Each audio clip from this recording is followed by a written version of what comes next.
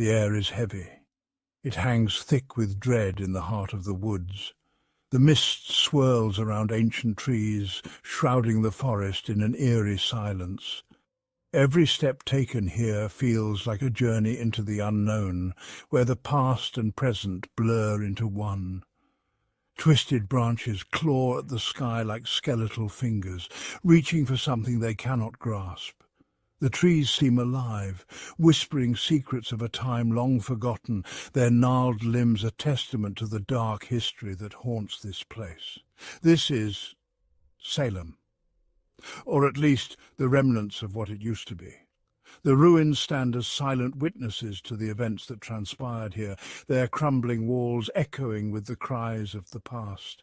The year is 1692. Darkness has fallen upon this small, isolated community. The village is shrouded in an oppressive gloom, the kind that seeps into the bones and lingers in the soul. Salem is a village cloaked in fear. The people here are devout Puritans. Their faces are etched with worry, their eyes constantly darting to the shadows as if expecting something terrible to emerge. Their lives are ruled by a strict religious code. They believe in the devil. To them he is not just a figure of folklore, but a real and present danger, lurking in every corner of their lives. He is as real to them as the muskets they keep to ward off the wilderness. These weapons are their only defense against the unknown, a symbol of their constant vigilance. But in Salem, the wilderness is not just outside their homes, it's in their hearts. The fear and suspicion that grip the village are as wild and untamed as the forest itself. And something evil is lurking in the shadows. The forest whispers with unseen things. The villagers speak of strange noises and ghostly apparitions, of eyes watching from the darkness. The townsfolk avoid its dark embrace. They fear what might be watching from the trees. Every rustle of leaves, every snap of a twig sends shivers down their spines. Their fear is a living thing. It festers in the silence of the night. The tension is palpable, a heavy weight that presses down on the village, making every moment a struggle. The devil, they say, walks among them, but they are about to find out that evil takes many forms.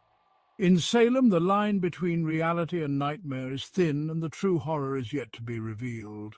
It began with whispers, strange behavior, unexplained fits and seizures. A group of young girls began to exhibit bizarre symptoms. They claimed to see things others couldn't. Their bodies contorted in grotesque ways. Their screams echoed through the narrow streets of Salem. Fear, like a virus, spread through the community. Fingers pointed to witchcraft. The devil's work, they cried. Someone had to be responsible. Someone had to pay. Accusations flew like arrows in the night. Neighbors turned on neighbors. Friends became enemies. Suspicion fell on the most vulnerable members of society, the outcasts, the women who lived on the fringes, those who didn't conform to the rigid Puritan norms. They became scapegoats. Their lives were about to unravel in a terrifying spectacle of fear and paranoia. The meeting house became a courtroom, a place where justice was supposed to be served. But this was no ordinary court of law. It was shrouded in an eerie atmosphere, filled with an ominous sense of dread. It was a place of fear and fanaticism, where reason was overshadowed by hysteria. The trials were a spectacle of madness, a chaotic display of human distress and turmoil. The accused were dragged before the court, often bound and helpless, facing their grim fate. They were subjected to humiliating examinations, their dignity stripped away in the name of justice. Their bodies were searched for signs of the devil's mark, a supposed proof of their pact with evil. The accusers, the young girls, writhed and screamed, their performances convincing and terrifying. They claimed to see the spirits of the accused tormenting them. This was spectral evidence, intangible yet damning. It was enough to condemn a person to death, their fate sealed by invisible accusations.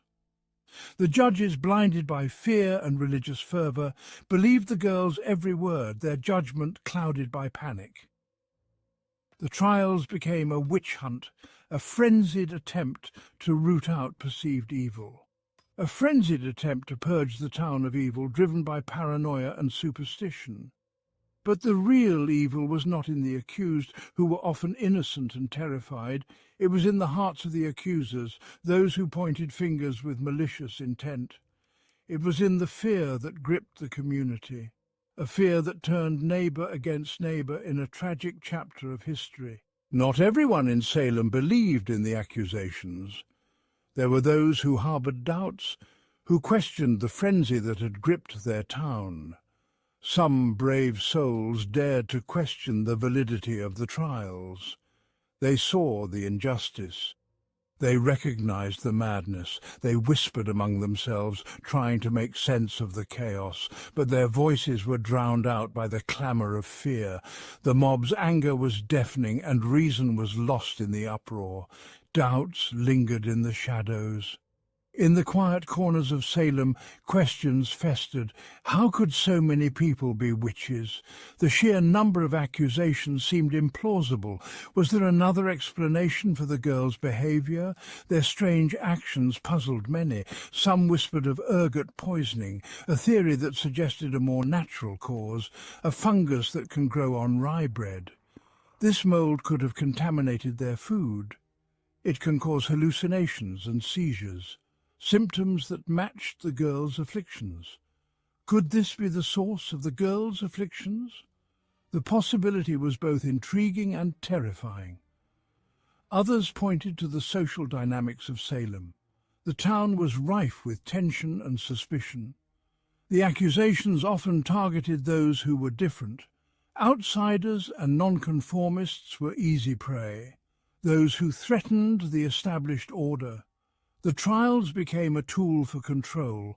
Was this a way to eliminate rivals and seize power? The motives behind the accusations were complex and sinister. The truth, like the forest surrounding Salem, remained shrouded in mystery. The answers were elusive, hidden in the shadows of doubt. Ergot poisoning is a chilling possibility. Imagine a community slowly being poisoned, their minds unravelling, their bodies betraying them, the fungus a silent invader working its dark magic. The symptoms of ergot poisoning are eerily similar to the afflictions described by the accusers: convulsions, hallucinations, delusions. Could this be the key to understanding the Salem witch trials?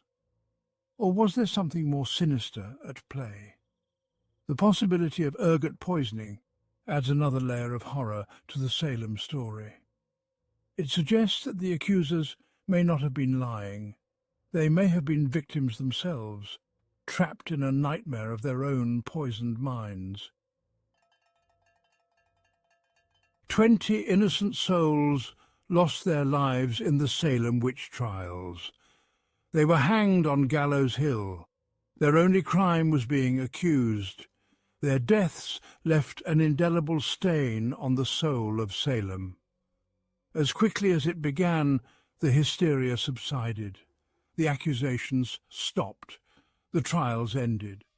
The community was left to grapple with the horror they had unleashed. The weight of their actions pressed down on them.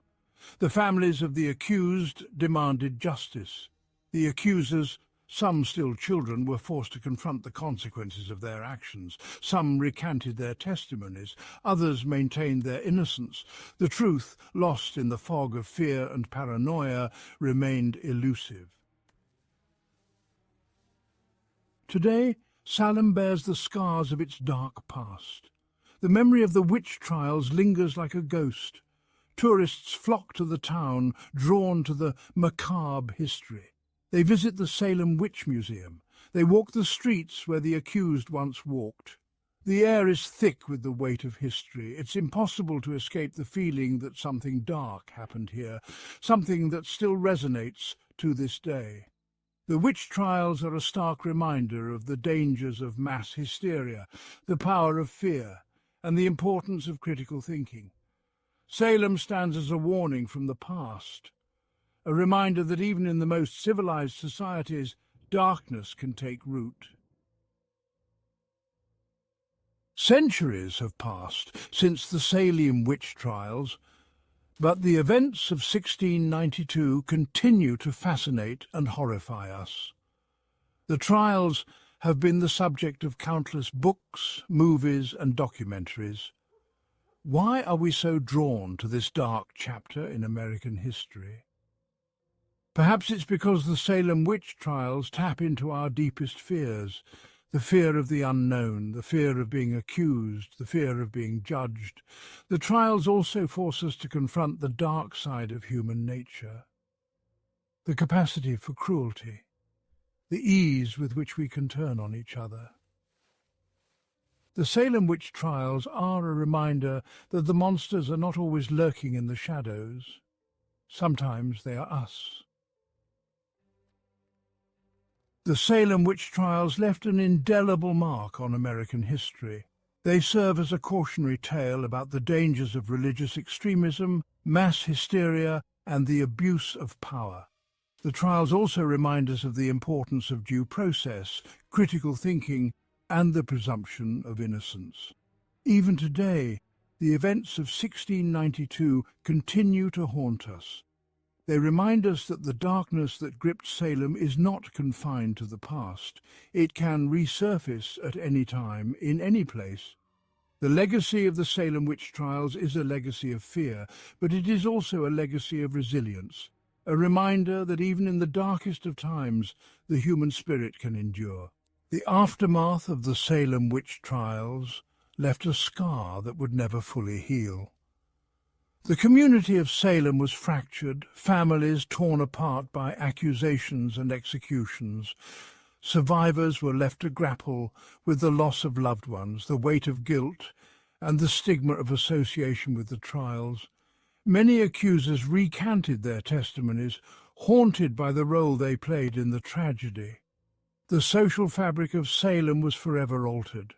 Trust was eroded, and relationships were marred by suspicion and fear. The very foundations of the community were shaken, leaving a legacy of distrust that would linger for generations. The economic impact was also significant, as the trials disrupted trade and labour, leaving many in financial ruin. On a broader scale, the Salem Witch Trials prompted changes in legal procedures and the justice system. The importance of evidence, the right to legal representation, and the presumption of innocence became more pronounced in the years that followed. These principles, born out of the ashes of Salem, would go on to shape the American judicial system. The individuals involved, from the judges to the accused, carried the weight of the trials for the rest of their lives. Some sought redemption through public apologies and acts of contrition. Others lived in quiet torment, their names forever linked to one of the darkest chapters in American history. The Salem Witch Trials serve as a somber reminder of the devastating consequences of fear and ignorance. They teach us the importance of vigilance, empathy, and justice. The community of Salem, scarred but resilient, stands as a testament to the enduring human spirit. The aftermath of the trials is a story of pain and loss, but also of learning and growth. It is a chapter that continues to echo through time, reminding us of the fragile balance between fear and reason. Today, the Salem Witch Trials are often viewed through a lens of reflection and introspection. They serve as a powerful cautionary tale about the dangers of mass hysteria, scapegoating, and the breakdown of social and legal norms. The trials have been immortalized in literature, film and theatre, becoming a symbol of the perils of fanaticism and the importance of due process. Contemporary society continues to grapple with the lessons of Salem. The phrase witch hunt has become a part of our vernacular, used to describe unjust persecutions and unfounded accusations in various contexts.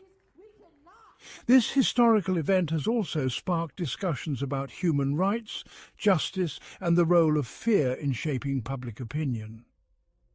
Educational programs and museums dedicated to the Salem Witch Trials attract visitors from around the world, serving as a place for learning and reflection. These institutions aim to educate the public about the trials, ensuring that the mistakes of the past are not forgotten.